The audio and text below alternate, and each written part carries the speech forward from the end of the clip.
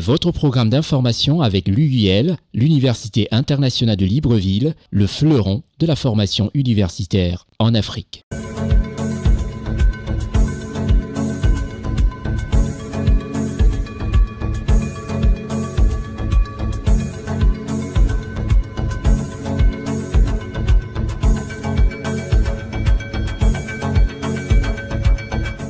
Le rendez-vous panafricain, merci d'avoir pris de votre temps pour être face à votre petit écran et nous accorder cette très belle heure d'information politique, économique et touristique. Je suis Constieka. À l'entame de cette émission, nous allons nous rendre aux États-Unis pour voir un tout petit peu les prouesses d'un ministre de la République de Côte d'Ivoire. Nous irons au Cameroun, au Ghana, au Gabon, Côte d'Ivoire, au Togo, au Sénégal, au Congo, Kinshasa, non, plutôt au Congo-Brazzaville, autant pour moi, au Tchad, au Burkina Faso. Et enfin, on aura fait comme ça un petit parcours de ce qui se passe en Afrique, côté information. Restez les nôtres. D'abord, le pays du président Joe Biden.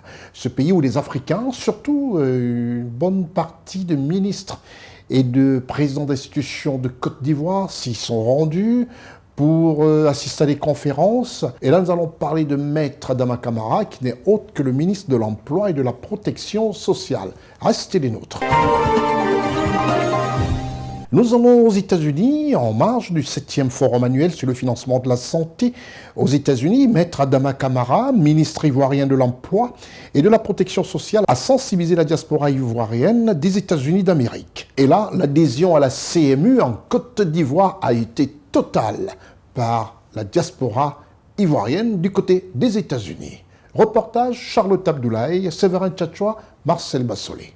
Dans le cadre de la tenue du 7e Forum annuel sur le financement de la santé, co-organisé par la Banque mondiale, l'Agence américaine pour le développement international et le mécanisme de financement mondial pour les femmes, les enfants et les adolescents, le ministre ivoirien de l'Emploi et de la Protection sociale, Maître Adama Camara, a conduit une mission à Washington DC et à New York du lundi 15 au lundi 22 avril 2024. En marge de ces activités, le ministre Maître Adama Camara a organisé une campagne de sensibilisation de proximité sur les modalités d'adhésion au régime de retraite complémentaire par capitalisation ainsi qu'au régime social du travailleur indépendant à l'endroit de la diaspora ivoirienne vivant aux États-Unis au consulat général de Côte d'Ivoire à New York. Les membres de la mission permanente de la République de Côte d'Ivoire auprès des Nations Unies et du Consulat général de Côte d'Ivoire à New York reçoivent ici des informations sur les bienfaits de la complémentaire ainsi que de la couverture maladie universelle. Les membres de la délégation conduite par le ministre ivoirien de l'Emploi et de la Protection sociale, Maître Adama Camara, ont répondu à toutes leurs préoccupations. Dans l'après-midi, la communauté ivoirienne vivant aux États-Unis a reçu à son tour le message de sensibilisation et d'adhésion à la couverture maladie universelle et au régime social des travailleurs indépendants. À la demande du président de la République, nous avons opté pour un système d'identification au niveau de la couverture maladie universelle de dernière génération, l'enrôlement biométrique. Et la Banque mondiale a été fortement séduite par ce système d'enrôlement, un système antifraude. Nous travaillons sur ce sujet-là avec toutes les perspectives d'utilisation qui pourraient être faites des données biométriques. Prendre les bonnes décisions pour assurer sa retraite pendant que l'on est encore capable de le faire. Il s'agit de la vision globale défendue par le ministre ivoirien de l'Emploi et de la Protection sociale, Maître Adama Camara. Les objectifs que nous poursuivions, faire des cotisations sociales la première source de financement de la santé. Nous sommes venus nous imprégner des connaissances de la Banque mondiale qui déjà à Abidjan nous appuie sur comment faire pour que notre économie, qui est dominée par le secteur informel, assez productif, nous puissions prélever à la source des cotisations sociales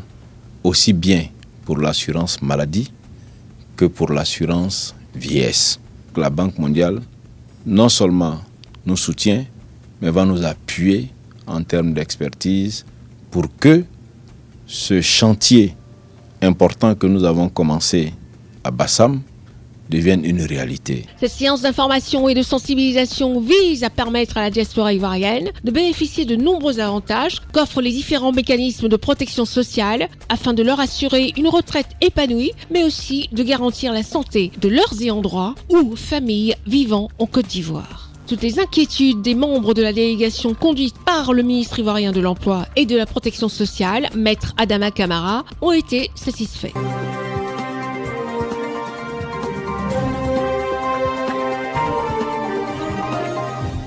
Direction le Cameroun, ce pays, pour vous qui nous regardez du côté de la Chine, du côté du Canada ou encore au fin fond des États-Unis, sachez que le Cameroun est un pays situé en Afrique centrale et qui est présidé par le président Paul Biya. Au Cameroun et surtout dans la région du littoral, le professeur Guillaume Ekambi Dibongué est le nouveau PCA de l'université de Douala. Installé dans ses fonctions le 15 avril 2024, en présence des hautes autorités administratives, des personnalités politiques, à l'exemple de M. Hervé Emmanuel Nkom, des chefs traditionnels et surtout la présence du ministre d'État, ministre de l'Enseignement supérieur du Cameroun. Le professeur Jacques Famendongo, ministre d'État dans le gouvernement camerounais. Reportage, Raoul Sonkwe. Professeur Guillaume Ekambi Dibongué, c'est le tout nouveau président du conseil d'administration de l'université de Douala. Il a été nommé à la tête de cette institution le 9 avril 2024 par décret présidentiel en remplacement du professeur Théophile Ngando Podo. Le nouveau PCA de l'université de Douala a été installé dans ses nouvelles fonctions ce 15 avril 2024 par le ministre d'État, ministre de l'Enseignement supérieur, chancelier des ordres académiques, le professeur Jacques Famendongo. C'était en présence du gouverneur de la région du littoral, du préfet du Vouri, du ministre des Sports et de l'Éducation physique, du ministre des Transports, du recteur de l'université de Douala, des autorités traditionnelles et religieuses, ainsi que de plusieurs autres personnalités. Lors de cette cérémonie d'installation, le ministre d'État, ministre de l'Enseignement supérieur et chancelier des ordres académiques, tout en félicitant le nouveau promu, a instruit une feuille de route avec démarrage immédiat pour le développement du Centre de développement du numérique universitaire. Je ne doute pas un seul instant qu'ils sauront tenir le gouverneur de l'université de Douala, comme par le passé, avec dextérité, ténacité et inventivité, dans l'accomplissement de leur mission fort sensible. Je leur demande, 1. de s'investir personnellement et résolument dans la mise en place de l'éducation 4.0 avec le démarrage immédiat, j'ai dit bien immédiat, et cette épithète n'est pas fortuite ou fantaisiste ou superfétatoire. Démarrage immédiat du Centre de développement du numérique universitaire, offert par le président de la République, chef de l'État, son Excellence Paul Biya, aux étudiants de l'université de Douala, gage de leur insertion socio-professionnelle et de leur avenir proactif. C'est l'impératif catégorique numéro 1 sur lequel vous serez désormais jugé. Oui, on m'a dit qu'il y a des problèmes d'intendance. Le bâtiment a été construit, il est équipé, mais il y a des problèmes d'intendance. Vous êtes là pour régler les problèmes d'intendance. Ce n'est pas l'électricité qui va hypothéquer l'offre du président de la République.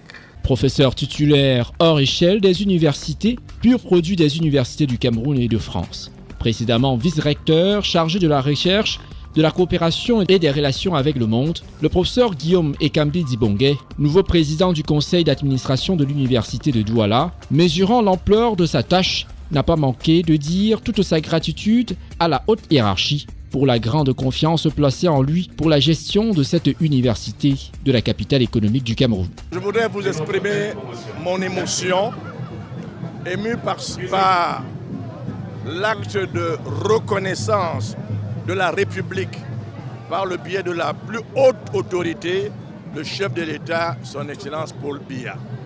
Par son acte, il a reconnu, j'espère, les valeurs que j'essaie de cultiver depuis plusieurs années, à savoir tenter d'être protecteur de l'intérêt général, tenter d'être autant que possible le protecteur de la chose publique, les valeurs d'honnêteté, les valeurs de droiture et, bien entendu, les valeurs d'esprit de compétence. Mais je suis ému aussi par l'acte de reconnaissance traditionnel. Longondo, le peuple Sawa, vient de me passer un message, vient de me confier ce qui pourrait s'assimiler, je dis bien s'assimiler, à une responsabilité. C'est pourquoi je suis habité par deux sentiments. Le premier sentiment, c'est celui de l'humilité. Toujours l'humilité, où qu'on se trouve, avec qui l'on se trouve, quelles que soient les circonstances, l'humilité. Et le deuxième sentiment, c'est bien entendu celui de la protection permanente, la quête permanente de l'intérêt commun, de l'intérêt général, au-dessus de nos égoïsmes personnels, car seul l'intérêt général, car seul l'intérêt commun doit triompher. Et c'est pour ça que et la République et la communauté Sawa m'ont confié ces responsabilités. C'est donc une nouvelle ère qui souffle désormais sur l'université de Douala, qui déjà affiche fière allure, mais qui devra davantage travailler à former des jeunes entrepreneurs capables d'impulser le développement du tissu économique national à travers la création des entreprises répondant aux normes de qualité supérieures.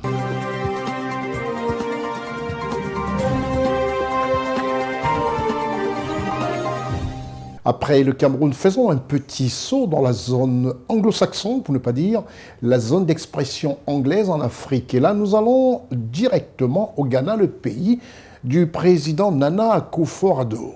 Dans la recherche de plus de bonheur pour leurs agriculteurs et producteurs de cacao, le président ghanéen, son Excellence Nana Akufo-Addo, et le Premier ministre ivoirien, M. Robert Begré-Mambé, ont inauguré le 18 avril 2024 les locaux d'un organisme bilatéral stratégique. Charlotte Adoulaye nous en donne l'écho avec Séverin Tchatchoaoson et Marcel Bassolé à la post-production, au regard de Gérard Richard Gozo. Le président de la République du Ghana, son Excellence Nana Akufo-Addo, et le Premier ministre ivoirien, M. Robert Begré-Mambé, ont inauguré le 18 avril dernier à Accra les locaux de l'initiative Cacao Côte d'Ivoire, Ghana, organisme bilatéral dédié à la défense d'une plus juste rémunération des producteurs. Ces deux pays sont les principaux producteurs mondiaux de cette denrée, dont le prix à la tonne a dépassé $10 000 fin mars 2024. La Côte d'Ivoire et le Ghana, en tant que leader mondial de la cacao-culture, bénéficient très peu de la richesse générée dans la chaîne des valeurs cacaoyères. En l'état des choses, les présidents Alassane Ouattara et Nana Akufo-Addo, respectivement président de la République de Côte d'Ivoire et du Ghana, ont posé les bases d'une coopération stratégique bilatérale dans la filière cacaoyère. Aujourd'hui, la transformation des fondamentaux de l'économie cacaoyère est en cours. Les producteurs de cacao et leurs pays sont au centre des échanges. La mise en œuvre du différentiel de revenus décent permettant d'atteindre un prix plancher a survécu aux attaques, aux critiques et aux tentatives de contournement.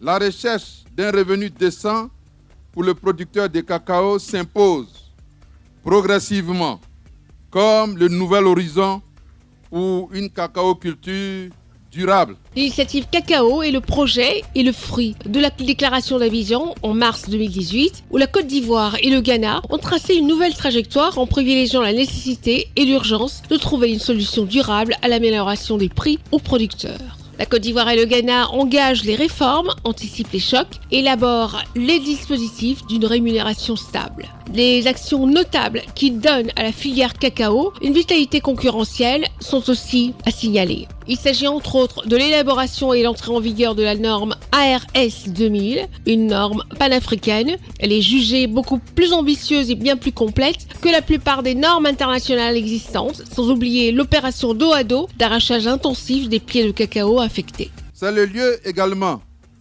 de saluer les efforts des équipes techniques du Ghana et de la Côte d'Ivoire qui ont travaillé avec efficacité au renforcement et à la consolidation de notre initiative commune. Seul, on va vite, dit un proverbe africain. Mais ensemble, on va plus loin, dit encore ce proverbe.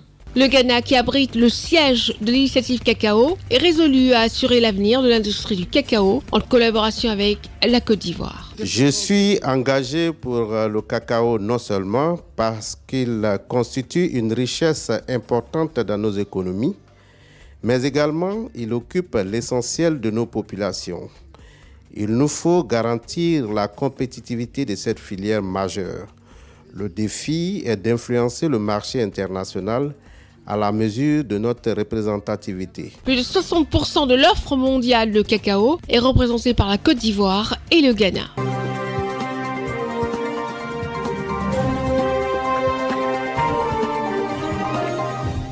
Et oui, voilà ce qui fait plaisir aux populations africaines de voir comment nos leaders s'organisent. Nous allons au Gabon, ce pays d'Afrique centrale présidé par le général Brice Clotaire Oligui Nguema, chef de l'État gabonais. Le Gabon, par son nouveau gouvernement, inspire confiance à tous égards et surtout hors des frontières. Les Gabonais étant fiers de leur chef d'État qui a échangé avec le PDG du groupe Assala Energy UK et Gabon. Reportage Teddy Ossé, Charlotte Abdoulaye, Gérard Richard Gozo et Eric Bikek.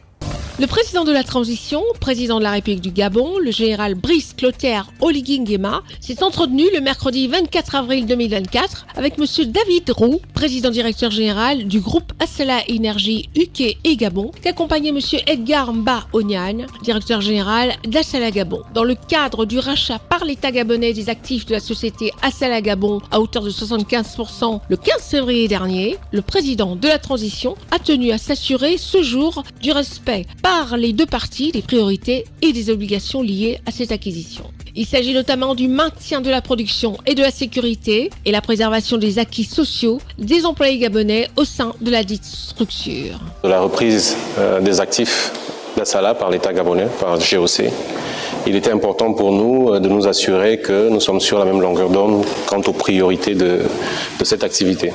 Aujourd'hui, nous nous sommes accordés sur le fait qu'il y a des obligations à respecter des deux parties et tout le monde était d'accord sur le fait que le processus était sur la bonne voie et le président de la République nous a rappelé les priorités. Le président de la transition, président de la République du Gabon, le général Brice Clotaire Oligui Nguema, a insisté sur l'atteinte des objectifs de cet acte historique qui vise entre autres à sécuriser les ressources nationales pétrolières, élever le PIB, augmenter les recettes et marquer la souveraineté de notre pays dans le secteur.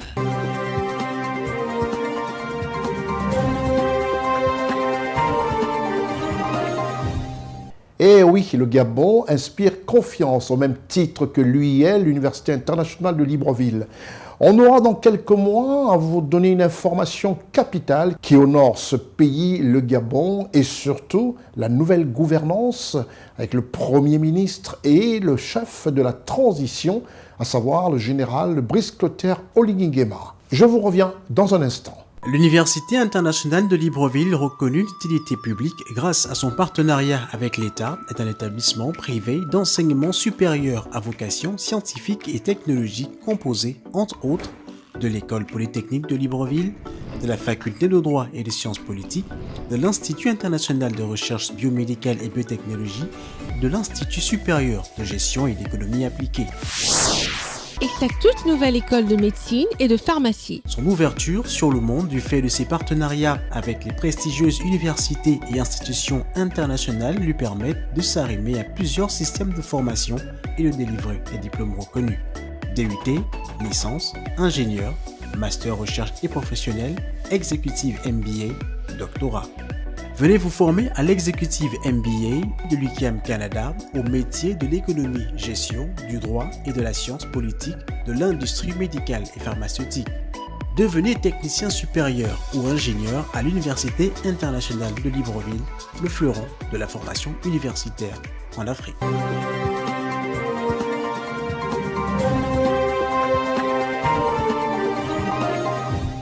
Après cet extrait qui nous présente cette très belle université, l'Université internationale de Libreville, nous allons encore parler du Gabon. Le président de la transition gabonaise, chef de l'État, le général Brice Clotaire Oligui Nguema, a inauguré l'école de Prytanée militaire de Lalala. Teddy Ossé depuis Libreville, Raoul Sankoué et Eric Bikek.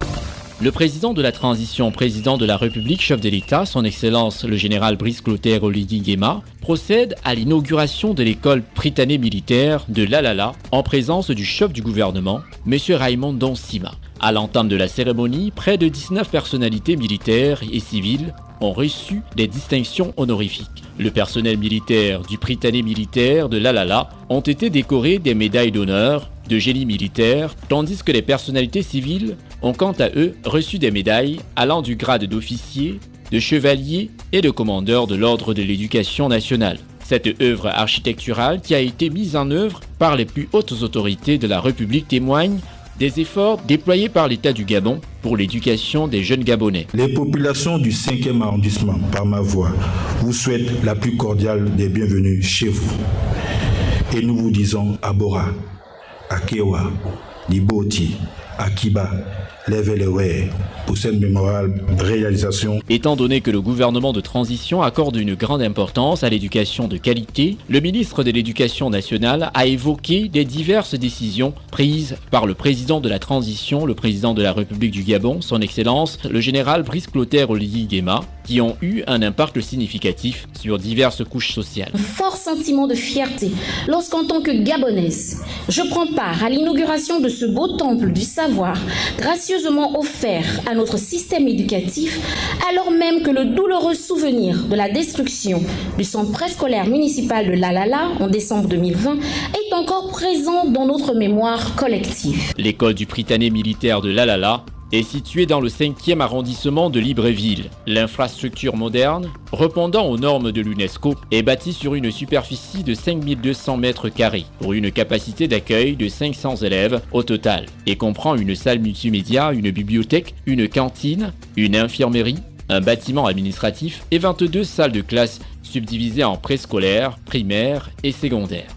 L'admission à cet établissement sera conditionnée par un concours dans les mêmes conditions de transparence de celui du Prytanée militaire de Libreville, intégrant les parents, les enseignants, les élèves et le personnel qualifié du Prytanée militaire. Le chef de l'État a effectué une visite guidée des locaux grâce à la volonté des plus hautes autorités, en tête desquelles le président de la transition. Cette nouvelle école vient contribuer à l'amélioration des conditions d'apprentissage et de combler le déficit en structure scolaire. La prestation des élèves du Prytanée militaire de Lalala a été l'un des moments forts de cette inauguration sous le regard admiratif du président de la transition, président de la République du Gabon, son Excellence, le général Brice Clotaire Oligui Nguema.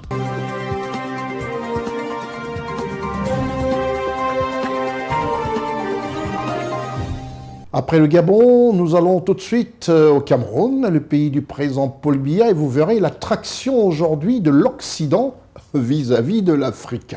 Nous allons parler des investissements et d'un forum.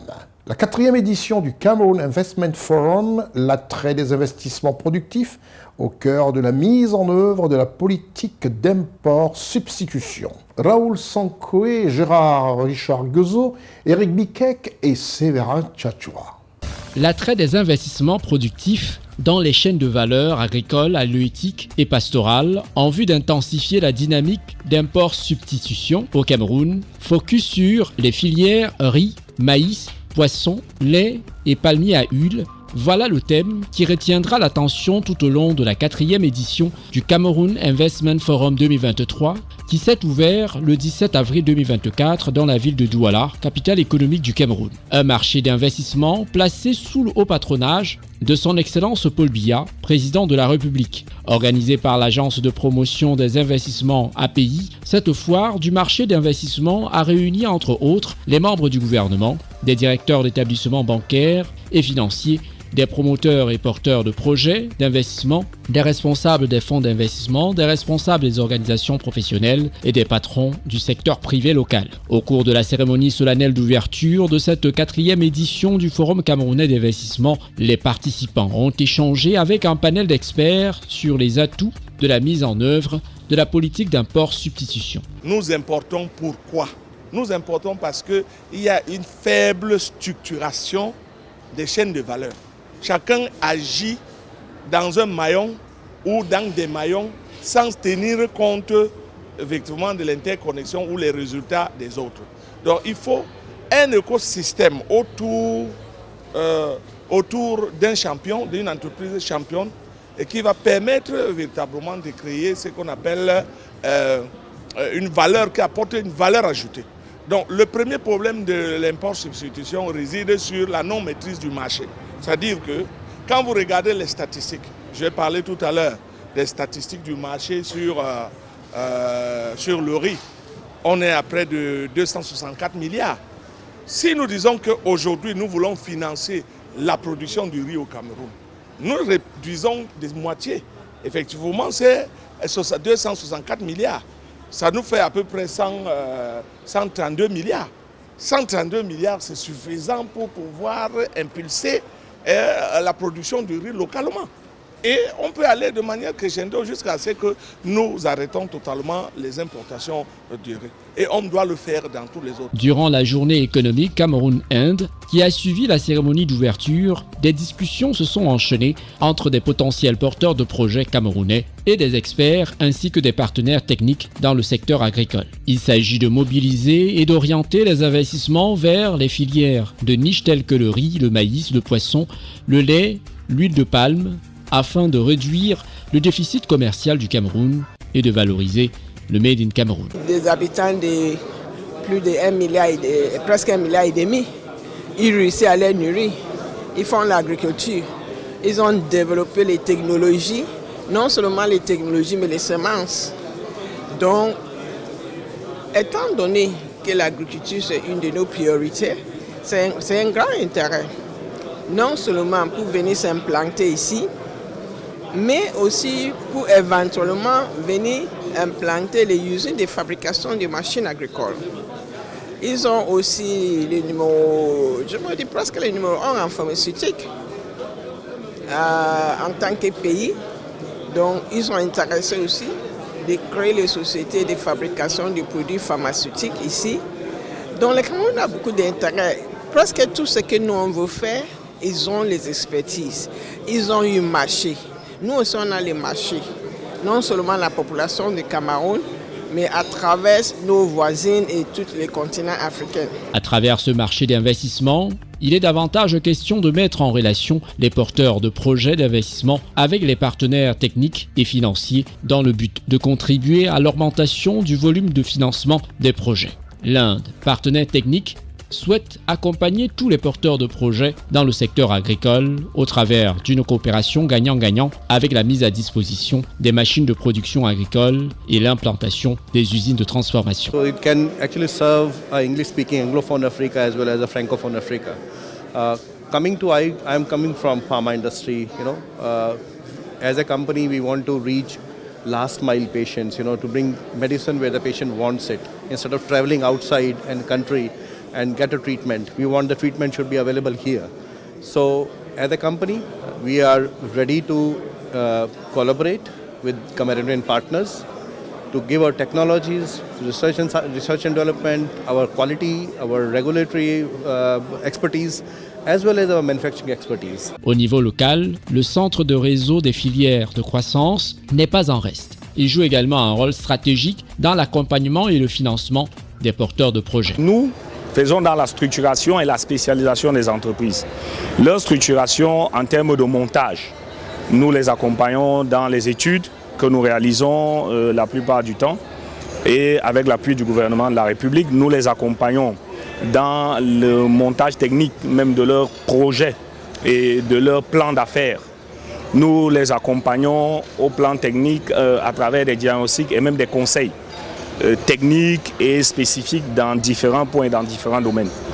Au-delà de cela, nous avons notre paquet d'accompagnement qui est l'accompagnement à la recherche des financements. Des appuis multiformes et multisectoriels avec pour seul et unique objectif booster la productivité locale des petites et moyennes entreprises et valoriser le Made in Cameroun. À travers cette 4e édition du Cameroun Investment Forum 2023, l'API souhaite, en collaboration avec les autres administrations et organismes publics et privés, contribuer de manière significative à l'élaboration et à la mise en œuvre de la politique du gouvernement dans le domaine de la promotion des investissements au Cameroun.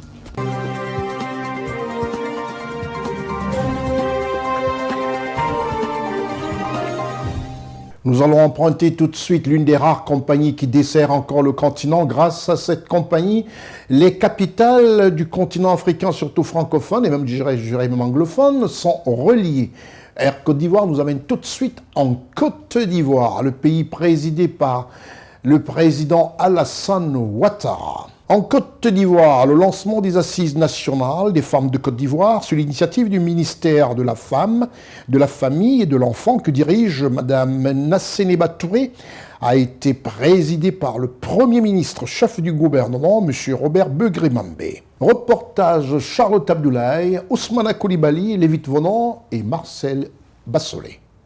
Sur l'initiative du ministère de la Femme, de la Famille et de l'Enfant, les toutes premières assises nationales des femmes de Côte d'Ivoire ont été officiellement lancées le lundi 22 avril 2024 à Cocody par le Premier ministre chef du gouvernement, M. Robert Begré-Mambé, ceci en vue de recueillir les besoins des femmes dans toute la Côte d'Ivoire. Les Assises nationales des femmes de Côte d'Ivoire apparaissent donc comme un cadre idéal de réflexion et de proposition des femmes de Côte d'Ivoire dans toutes leurs composantes pour réfléchir ensemble sur les sujets au cœur de leurs préoccupations quotidiennes et d'identifier les solutions idoines qui permettront d'assurer leur plein épanouissement individuel et collectif. Cette première édition est placée sous le thème « Fédérer et valoriser les énergies féminines pour le développement de la Côte d'Ivoire ». Fédérer et valoriser les énergies féminines pour le développement de la Côte d'Ivoire.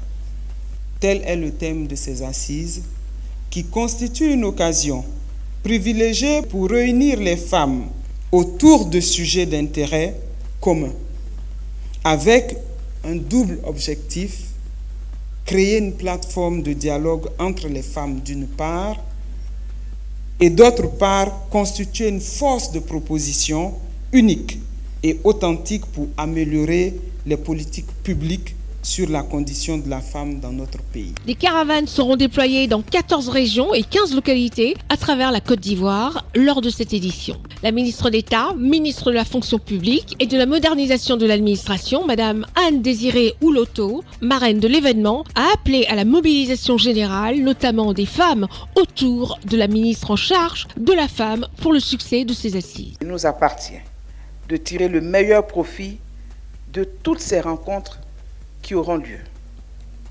qui nous permettront de briser des liens, d'ouvrir des voies et de dessiner des perspectives heureuses et prometteuses pour l'épanouissement des femmes, mais aussi des filles de Côte d'Ivoire.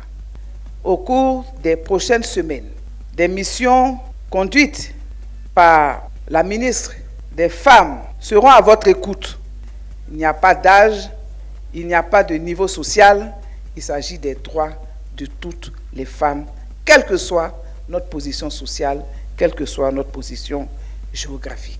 Nous ne devons donc pas nous auto-censurer. Prenant la parole à cet effet, le Premier ministre, chef du gouvernement, M. Robert Begré-Mambé, a salué l'organisation de cette belle initiative des ANAFSI qui s'inscrit dans la droite ligne de la vision du président de la République de Côte d'Ivoire, son Excellence Alassane Ouattara, et dans la feuille de route du gouvernement qui est de bâtir un pays égalitaire où les hommes et les femmes s'y retrouvent. Le Premier ministre ivoirien, M. Robert Begré-Mambé, a également exprimé son admiration envers le président de la République de Côte d'Ivoire, son Excellence Alassane Ouattara, et son épouse, Mme Dominique Ouattara. Les grandes avancées sociales et économiques réalisées par la Côte d'Ivoire depuis 2012, sous le leadership du président Alassane Ouattara, ont permis une amélioration certaine de la condition des femmes dans notre pays. Cependant, nous ne devons pas ignorer que des défis majeurs restent à relever si nous voulons permettre aux femmes d'occuper toute leur place dans notre société humaine, transformer leur vie au quotidien et par ricochet la vie de la nation. Je tiens tout particulièrement ici à rendre un hommage vibrant à Madame la Première Dame Dominique Ouattara, véritable source d'inspiration et qui, dans les sillons du président de la République, mène tous les combats pour l'émergence et l'autonomisation des femmes dans notre pays. Ces assises permettront à la fin de construire une plateforme de solidarité à l'endroit de la femme, d'autant plus que le président de la République de Côte d'Ivoire, son Excellence Alassane Ouattara, a de tout temps inscrit au cœur de son action politique la femme, son autonomisation et son plein épanouissement.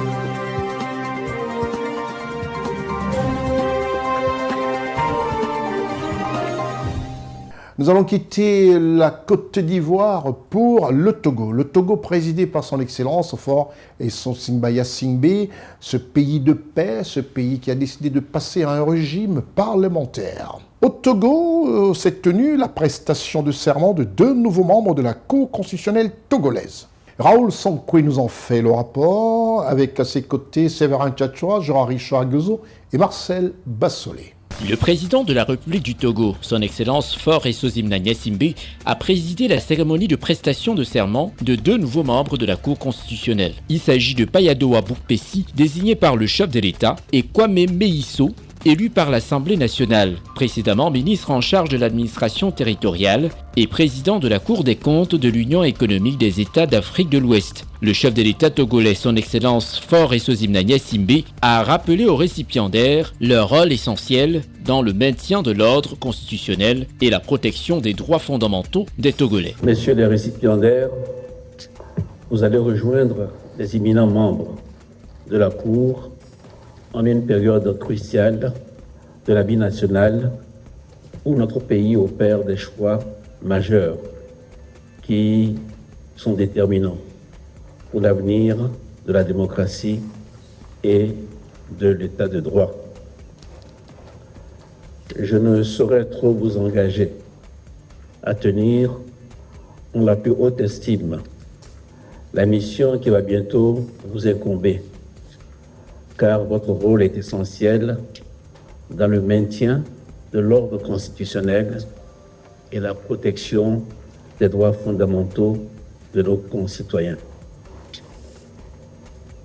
Au regard des états de service élogieux qui sont les vôtres dans vos responsabilités professionnelles et institutionnelles, je sais que notre pays pourra compter sur votre intégrité et votre sens de la justice, sur votre impartialité et votre responsabilité, ainsi que sur votre attachement au respect des droits humains et à la transparence. Les récipiendaires ont par la suite prêté serment devant le chef de l'État togolais. Je juge de bien et fidèlement accomplir mes fonctions en toute impartialité, dans le respect de la Constitution, de garder le secret des votes et des délibérations, de ne prendre aucune position publique et de ne donner aucune consultation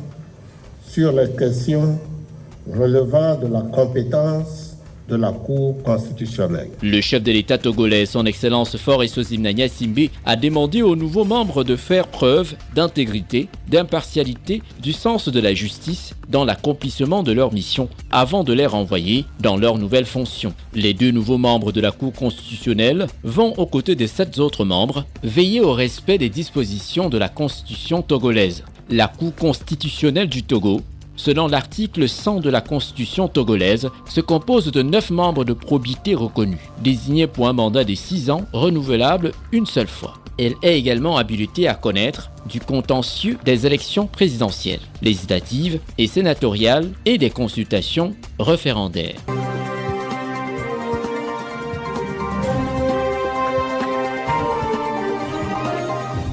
Restons toujours en Afrique de l'Ouest et allons faire un tour du côté du Sénégal, ce pays gouverné désormais par une paire de la jeunesse, fière jeunesse sénégalaise, à savoir le président de la République, son Excellence Bassirou Diomaye Diakhar Faye, et le Premier ministre Ousmane Sonko. Nous allons parler du Sénégal. Le président de la République sénégalaise, son Excellence Bassirou Diomaye Faye, plaide pour un partenariat repensé avec l'Europe, à l'occasion de l'audience qu'il a accordée à M. Charles Michel, président du Conseil européen. Raoul Sankoué, Gérard Richard Gozo, Marcel Bassolé. Le président de la République du Sénégal, son Excellence Bassirou Diomaye Faye, a reçu en audience, le lundi 22 avril 2024 dernier, M. Charles Michel, président du Conseil européen. À cet effet, le chef de l'État sénégalais s'inscrit dans la continuité d'une amitié fraternelle avec l'Union européenne. Cette collaboration dynamique, qui concerne des domaines cruciaux, sera adossée à la vision d'une mise en place par le président du Sénégal, son Excellence Bassirou Diomaye Faye, et son gouvernement. Prenant la parole lors de leur déclaration conjointe, le président sénégalais Bassirou Diomaye Faye a salué l'excellence des relations qui existent entre l'Union européenne et le Sénégal. Monsieur le Président, encore une fois, je vous souhaite la bienvenue avec votre délégation. J'apprécie beaucoup votre visite qui témoigne des liens d'amitié et de coopération entre le Sénégal et l'Union européenne, entre l'Europe et l'Afrique plus largement. Il y a certainement les pesanteurs de l'histoire, la proximité géographique, une coopération ancienne et des défis communs tels que la paix, la sécurité et les changements climatiques que nous devons adresser ensemble. Nous avons discuté de coopération multiforme entre l'Union européenne et le Sénégal. J'ai exprimé au président Michel mes remerciements pour le soutien constant de l'Union européenne à notre pays dans plusieurs domaines de coopération tels que l'eau, l'énergie, l'agriculture, la santé, le transport, le numérique, la jeunesse et l'emploi. Prenant la parole à son tour, M. Charles Michel, président du Conseil européen, a tout d'abord tenu à féliciter le président sénégalais, son Excellence Bassirou Diomaye Faye, pour son élection à la tête du Sénégal. Merci beaucoup, Monsieur le Président. Merci pour vos mots chaleureux. Merci pour votre hospitalité. Et je souhaiterais naturellement commencer par vous féliciter pour votre élection. Féliciter le gouvernement pour son entrée en responsabilité ainsi que le Premier ministre et souhaiter aussi tous mes vœux de succès afin que vous puissiez rencontrer les objectifs que vous avez fixés pour votre pays, pour votre population. Il s'agit alors d'un projet, celui d'un Sénégal souverain, souvent soutenu par une économie locale, qui sera mise en avant. La collaboration avec l'Union européenne reposera sur ce cadre de travail. Nous avons eu l'occasion, effectivement, d'avoir une bonne conversation, un bon échange extrêmement fructueux qui a permis de constater que nous avions une ambition commune de travailler pour un partenariat bilatéral de qualité, fondé sur deux principes clés, le respect et la confiance. Et l'un va naturellement avec l'autre. Et ce premier exercice, cette première rencontre, traduit, je le pense bien, cette notion de respect et de confiance. Nous avons abordé dans le cadre bilatéral les différents piliers pour lesquels nous pensons qu'un travail additionnel, des impulsions supplémentaires sont nécessaires. Soutenir l'économie productive, les infrastructures, la formation professionnelle, la formation technique, adresser aussi des sujets. Lorsqu'il y a le sentiment que les sujets doivent être abordés, on ne doit pas le redouter. Dans le secteur de la pêche et des ressources halieutiques, par exemple, regarder quels sont les faits, voir de quelle manière on peut, si c'est nécessaire, apporter des améliorations de part et d'autre afin de rencontrer un certain nombre de préoccupations légitimes. Le président sénégalais, son Excellence Bassirou Diomaye Faye, a plaidé pour un partenariat repensé avec l'Union européenne et la communauté internationale en général. Il est vrai que la coopération est dense et multiforme, mais ensemble, nous voulons bâtir un partenariat repensé, rénové et fécondé par une vision partagée d'un ordre international plus juste et reflétant les réalités du monde actuel. Un partenariat adapté aux mutations et apte à soutenir la dynamique novatrice que nous voulons imprimer à nos relations. Les amis et partenaires du Sénégal sont invités à nous accompagner dans la réalisation de notre programme pour un Sénégal souverain, un Sénégal juste, un Sénégal prospère dans une Afrique en progrès. J'ai également évoqué avec le président Michel nos priorités qui s'articulent autour d'un modèle économique endogène d'industrialisation avec comme rampe de lancement le secteur primaire, à savoir l'agriculture, l'élevage, la pêche, mais aussi le renforcement des infrastructures économiques telles que les chemins de fer, l'électrification, les télécommunications et les réseaux routiers. La réduction graduelle du déficit budgétaire est aussi une priorité pour le gouvernement. Comme vous le savez, elle passera par l'amélioration de la qualité des dépenses publiques, une fiscalité plus efficace pour une meilleure mobilisation des ressources intérieures, un mécanisme de paiement de l'impôt là où se crée la richesse et une lutte contre les flux financiers illicites. Il y a eu d'autres sujets d'intérêt commun, tels que la situation sécuritaire au Sahel, la paix et la stabilité en Afrique et de l'Europe sont étroitement liés. Le président sénégalais Bassirou Diomaye Faye et M. Charles Michel, président du Conseil européen, en sont bien conscients.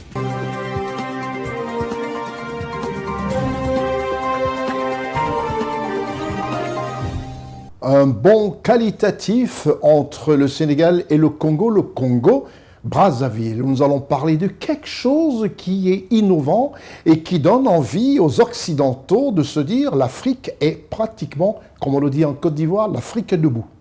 Congo-Brazzaville, le pays que dirige le président Denis Sassou Nguesso.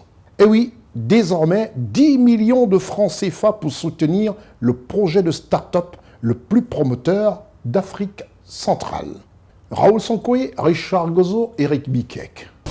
Suite à la réussite de la 7e édition, le Salon international de la technologie et de l'innovation d'Afrique centrale, les OSIAN, revient pour sa 8e édition. Autour du thème, le numérique, un moteur de performance. C'est ainsi que du 23 au 24 avril 2024 à Brazzaville, la capitale de la République du Congo, les questions sur le contexte international caractérisé par les avancées technologiques, les besoins des utilisateurs, des gouvernants, des entreprises publiques et privées, tout en répondant à la vision stratégique du salon. Alors, ce que l'on attend, c'est de réellement sortir de cette édition avec des solutions innovantes, donc en mettant réellement en avant les solutions innovantes. On a vu des délégations qui arrivent, qui eux sont en train de présenter leurs produits, que ce soit au niveau de l'espace culturel.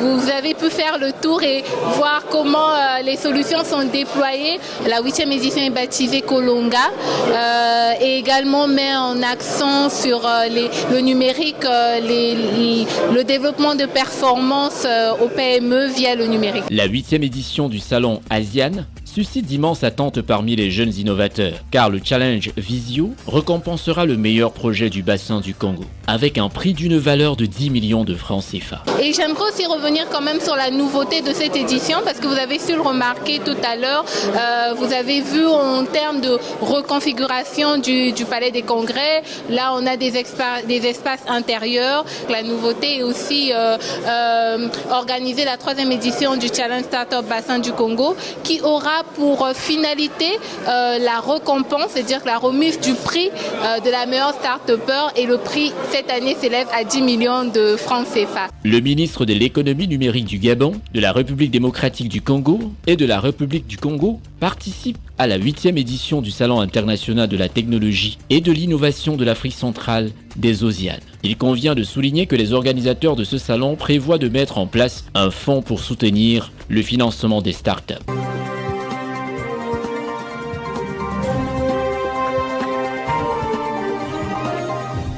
Après le Congo-Brazzaville, nous restons toujours en Afrique centrale et on va aller du côté du Tchad. Le Tchad qui se trouve simplement à la corne, pour ne pas dire à la crête du Cameroun. Le Tchad qui est dirigé par un gouvernement de transition. Et ça y est, ils ont décidé d'aller aux élections présidentielles. Et c'est pour très bientôt. Nous allons parler de lancement de cette campagne présidentielle. Officiellement, la campagne présidentielle est lancée sur toute l'étendue du territoire tchadien depuis le dimanche 14 avril.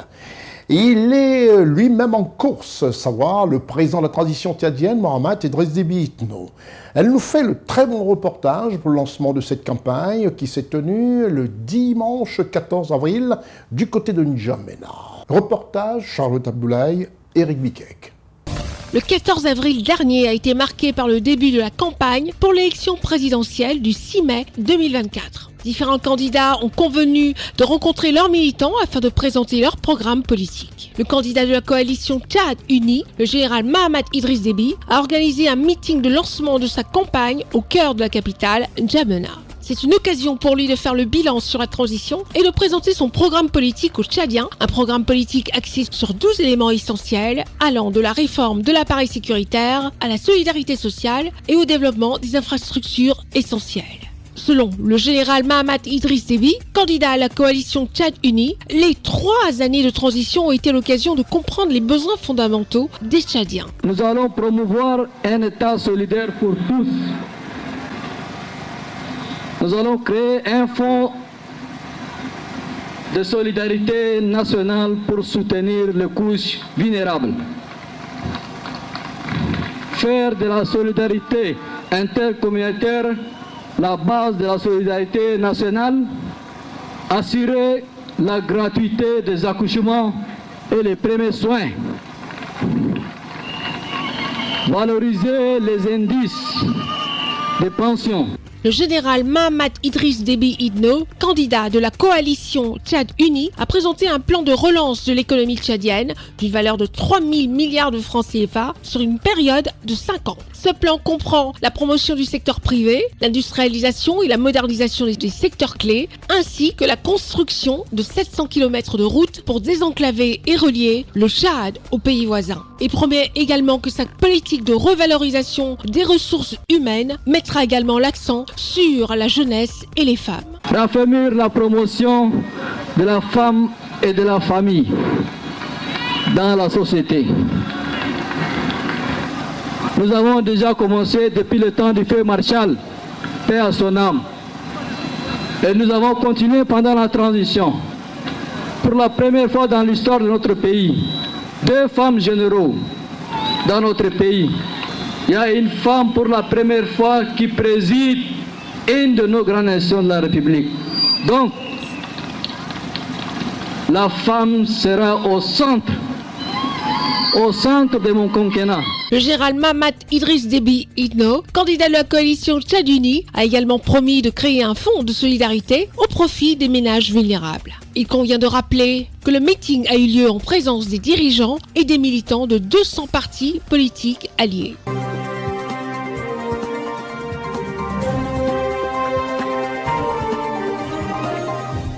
Nous allons en Côte d'Ivoire où nous allons évoquer l'agenda du vice-président de la République de Côte d'Ivoire. Le vice-président de la République de Côte d'Ivoire, son Excellence Thiemoko Mele-Kone, a reçu en audience au palais présidentiel le président de la haute autorité de la communication audiovisuelle de Côte d'Ivoire et ses homologues africains et francophones. Depuis le palais présidentiel de la République de Côte d'Ivoire, Ousmane Coulibaly, Lévit Vonan et Constant Icard.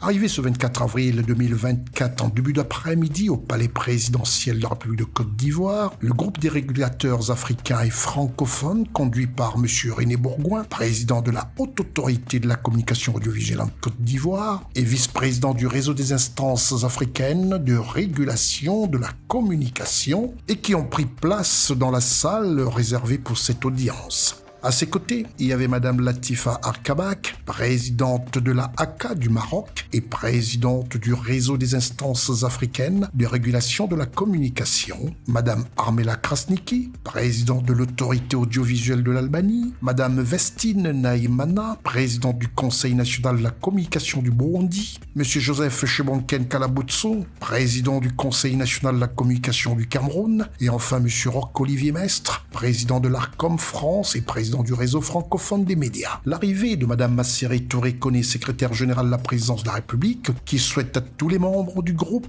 un chaleureux aquaba, précède l'arrivée du vice-président de la République de Côte d'Ivoire, son Excellence Thiemoko Mele-Kone. L'entretien entre le vice-président de la République de Côte d'Ivoire et ses hôtes aura duré plus d'une heure d'horloge. Le groupe des régulateurs africains et francophones a tenu à exprimer toute la reconnaissance de leurs instances au président de la République de Côte d'Ivoire, son Excellence Alassane Ouattara, pour la réussite de la conférence internationale qui a réuni 24 pays pour leurs travaux en terre ivoirienne. L'évolution technologique, dont l'intelligence artificielle entre autres a été à l'ordre du jour de leur conférence internationale. Au sortir de cette audience accordée par le vice-président de la République de Côte d'Ivoire, son Excellence Thiemoko Mele-Kone, le groupe des régulateurs s'est prêté aux questions de la presse nationale et internationale. Sinen était là. Nous avons eu l'honneur d'être reçus par Monsieur le vice-président de la République de Côte d'Ivoire.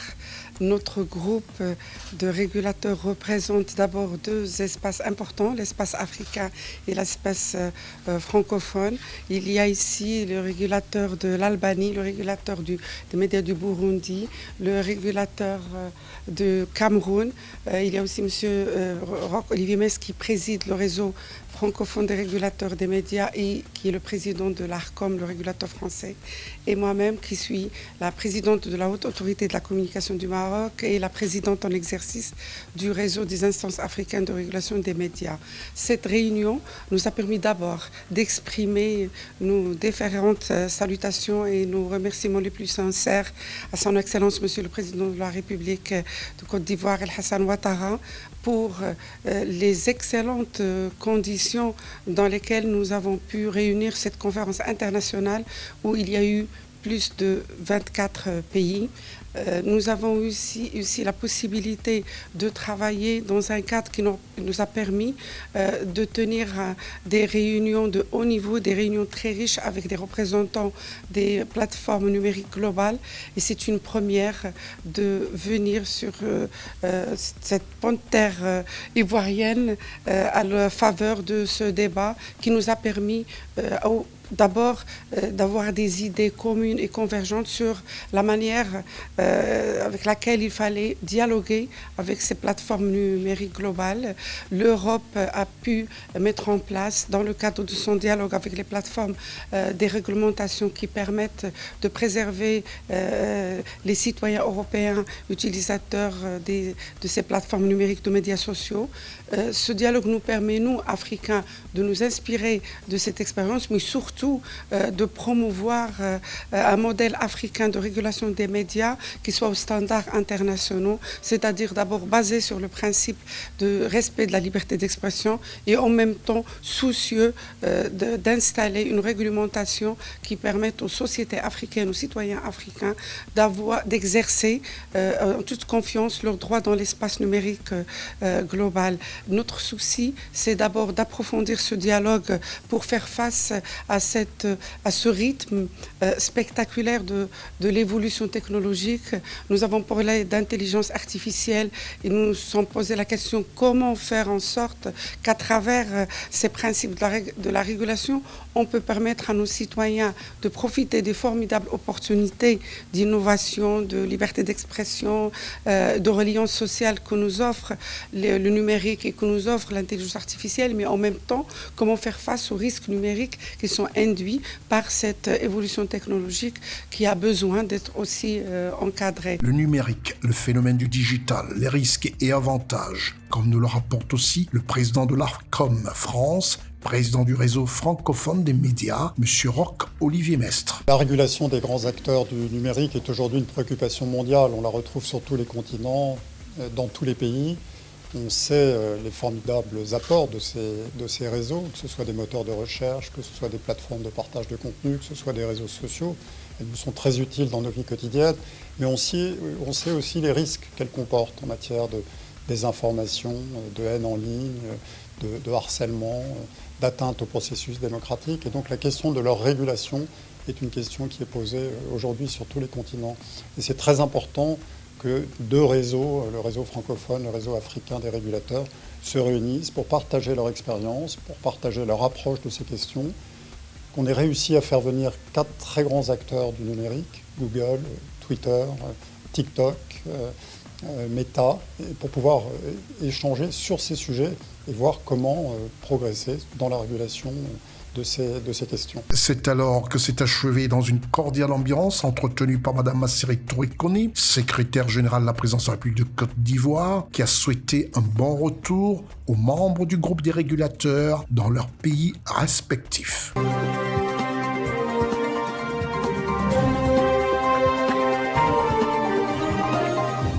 Qu'est-ce que ça fait plaisir de voir comme ça des régulateurs africains et francophones qui se mettent ensemble. Quand on voit aujourd'hui les dérapages dans les réseaux sociaux, nous sommes en lieu de nous poser de nombreuses questions. Direction le Burkina Faso, ce pays des hommes intègres, ce pays frère à la Côte d'Ivoire. Et là, la Côte d'Ivoire et le Burkina Faso ont fait ce qu'on appelle la paix des braves. Le ministre d'État, ministre de la Défense de Côte d'Ivoire, son Excellence Téné Birahima Ouattara, s'est rendu au Burkina Faso afin de rencontrer son homologue burkinabé. Au milieu de cette rencontre, la décrispation des relations ivoiro-burkinabé et surtout la lutte contre le terrorisme. Ousmane Coulibaly et Constant Ricard.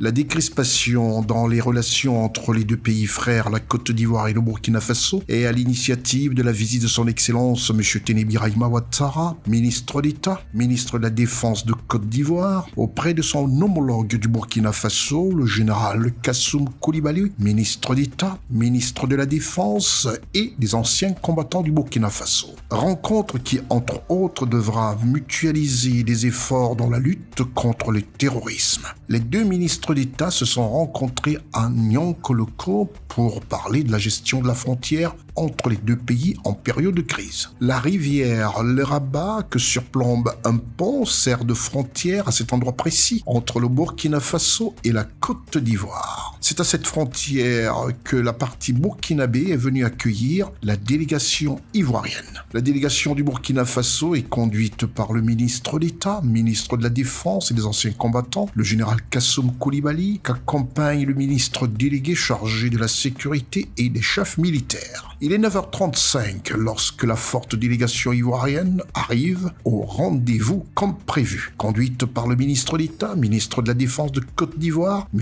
Téné Birahima Ouattara. Comment ça va? Bonjour, comment allez-vous? Ça va bien. Le ministre de la Sécurité. Comment allez-vous? Ça va bien.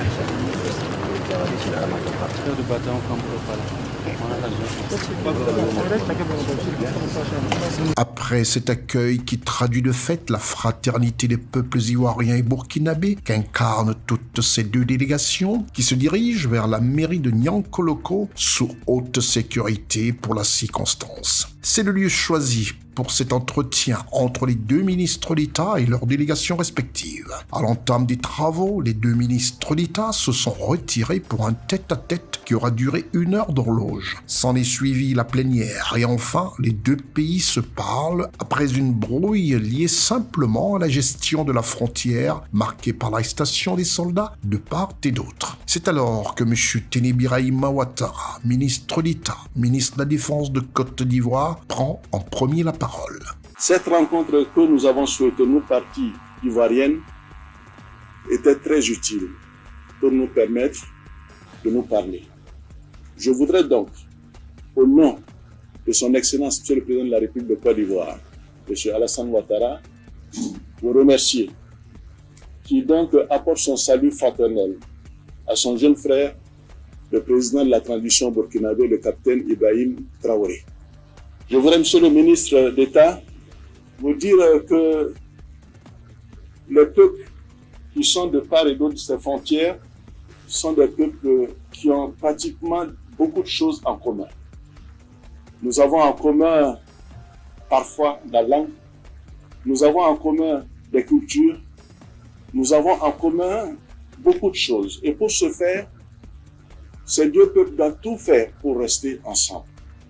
C'est la raison de ma visite ici ce matin à Niangoloko pour que nous puissions nous parler.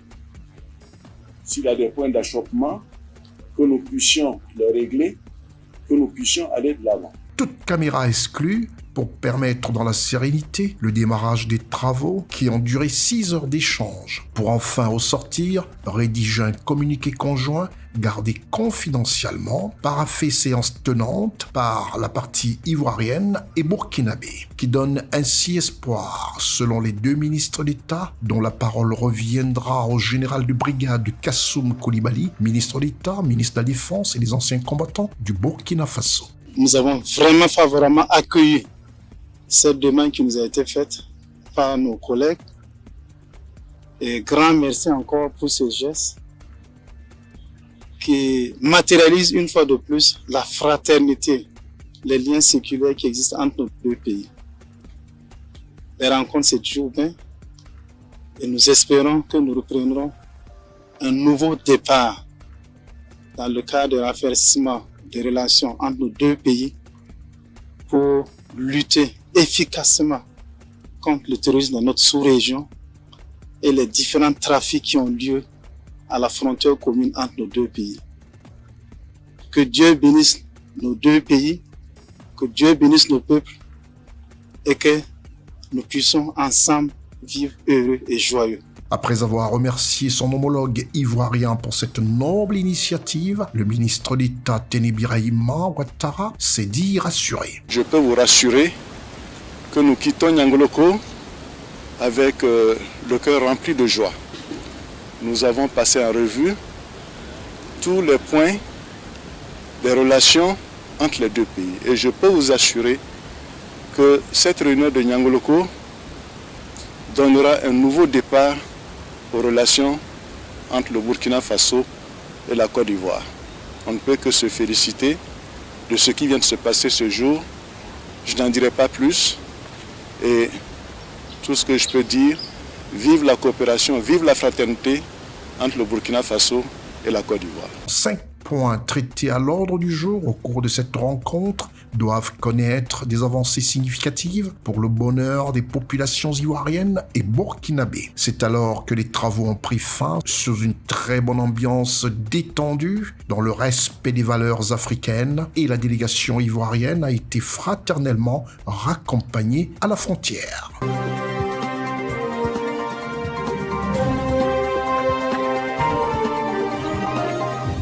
Voilà qui fait plaisir de voir comme ça nos deux ministres d'État, ministres de la Défense respectivement de leur pays, s'accorder sous la bannière des valeurs africaines. Nous allons encore en Côte d'Ivoire pour parler de cet entretien accordé par le vice-président de la République de Côte d'Ivoire, son Excellence Tiemoko Mélète Koné. Le vice-président de la République de Côte d'Ivoire, reçu en audience le 25 avril 2024 au palais présidentiel, l'ambassadeur de la République islamique de Mauritanie à 10h pour un entretien d'1 heure. Et à 11h, ce fut au tour de l'ambassadeur du Qatar pour un autre entretien.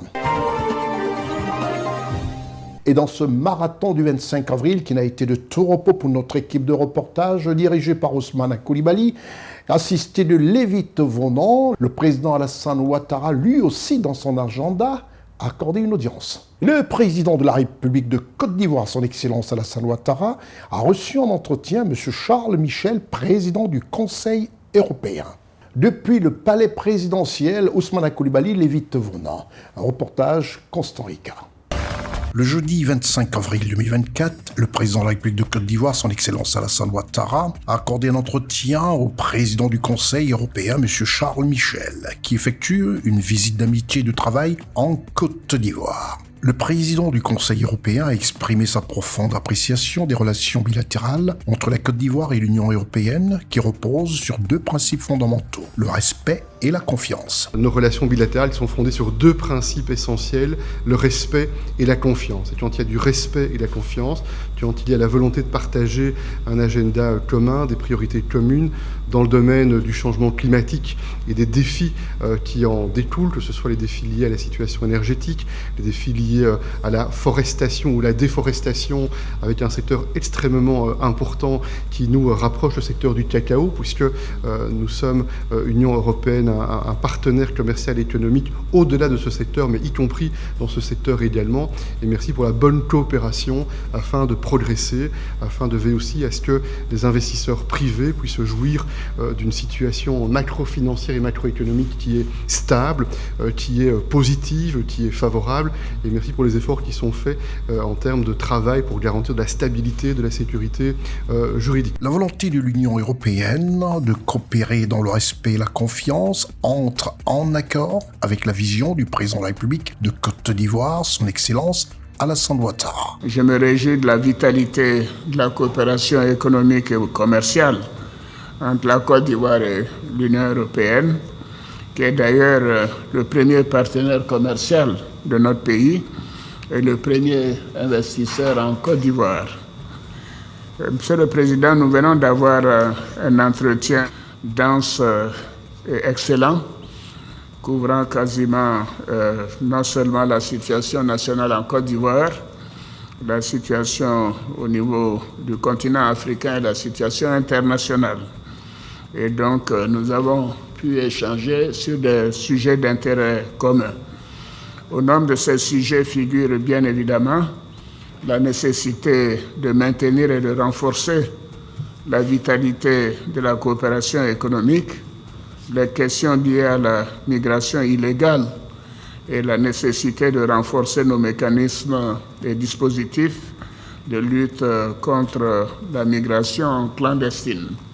Nous avons également abordé l'importante question de la lutte contre le changement climatique et aussi la lutte contre le terrorisme. Alors sur la question du terrorisme, je voudrais vous renouveler nos remerciements pour le soutien de l'Union européenne à l'Académie internationale de lutte contre le terrorisme à Jacquesville que vous avez visité hier. En plus de la collaboration bilatérale, l'Union européenne et la Côte d'Ivoire partagent une vision commune des crises qui secouent le monde en ce moment. Nous voulons la protection des civils, bien sûr la libération des otages israéliens, mais également la protection des civils à Gaza. Et pour cela, les accès humanitaires sont urgents. Un cessez-le-feu est indispensable pour permettre les accès humanitaires. Et nous sommes absolument convaincus que tout doit être fait pour éviter les escalades régionales et pour revenir à la solution à deux États et pour revenir vers un processus de négociation politique et un processus de paix. Les deux personnalités ont également fait un tour d'horizon de la situation sous-régionale et mondiale. Nous avons aussi fait un tour d'horizon de la situation sous-régionale et mondiale, comme je le disais, notamment la situation au Sahel, la guerre en Ukraine ainsi que la crise à Gaza, au Moyen-Orient, et la nécessité de trouver urgemment une solution de paix et de permettre l'accès humanitaire à Gaza dans les plus brefs délais. Bien évidemment, nous avons eu une totale convergence de vues sur toutes ces questions et je voudrais vous remercier de l'éclairage que vous nous avez apporté sur la question de l'Ukraine et du Moyen-Orient et vous dire que nous sommes très attentifs la position de l'Union européenne sur toutes ces questions, compte tenu des liens importants et privilégiés que nous avons avec l'Union européenne. Après Abidjan, le président du Conseil européen, M. Charles Michel, est attendu au Bénin, dernière étape de sa tournée africaine qu'il a menée au Sénégal entre autres. Il faut noter que le vice-président de la République, M. Thiemo Kone, le ministre directeur du cabinet du président de la République, M. Fidel Sarasoro, le ministre des Finances et du Budget, M. Adama Coulibaly, le ministre des Affaires étrangères, de l'intégration africaine et des Ivoiriens de l'extérieur, M. Léon Kakou Wadjadom, et la secrétaire générale de la présidence de la République, Mme Masseri Touré Kone, ont pris part à cet entretien.